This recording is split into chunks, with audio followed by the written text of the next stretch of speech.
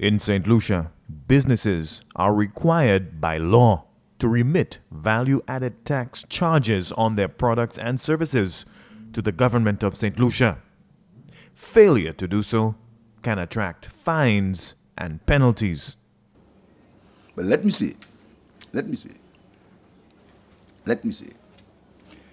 that the government is looking at the laws as they relate to payments of VAT, income tax, etc. Particularly when the money has been deducted, has been taken either from the employee or has been taken either from the purchaser. The government is looking into these laws because it cannot be fair. It cannot be fair that if money is taken away for a purpose, it's not given to the full purpose that it was taken. So we're giving that amnesty. We are waiving all these penalties. We are waiving all these interest charges. We're waiving all these fines. But we're saying to the business community, let's work together so you can benefit and we can benefit. The economic shutdown caused by the COVID-19 pandemic in 2020 made it harder for local businesses to generate revenue and meet their financial commitments. Interest on unpaid VAT penalties, along with outstanding VAT remittances to the government, exceed 100 million EC dollars.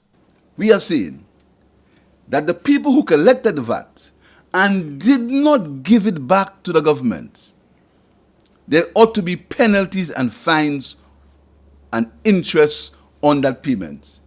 Because you collected it from the government, you ought to give it back to the government. For the people who did not do that, the government is saying, we are going to waive all these penalties and all these fines and all these interests. Value of over $100 million. Prime Minister and Minister for Finance, Honorable Philip J. Pierre, empathize with the financial challenges confronting St. Lucia's private sector.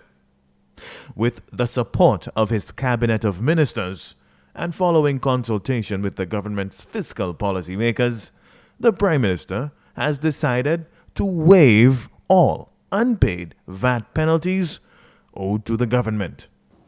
That is the dual approach which this government is taking. So we're saying we're going to help the consumer by removing the VAT on bill of materials, on some bill of materials, selected bill of materials.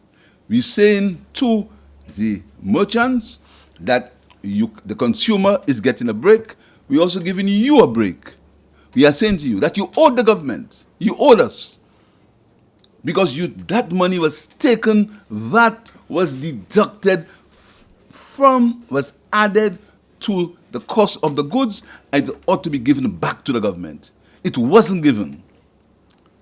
So we're saying to you, all the penalties, all the fines, forget it and pay us what you collected.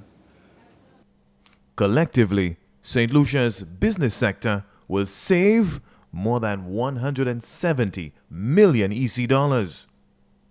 Businesses must settle their outstanding tax payments no later than May 1st, 2024 to become eligible for Prime Minister Pierre's generous VAT amnesty.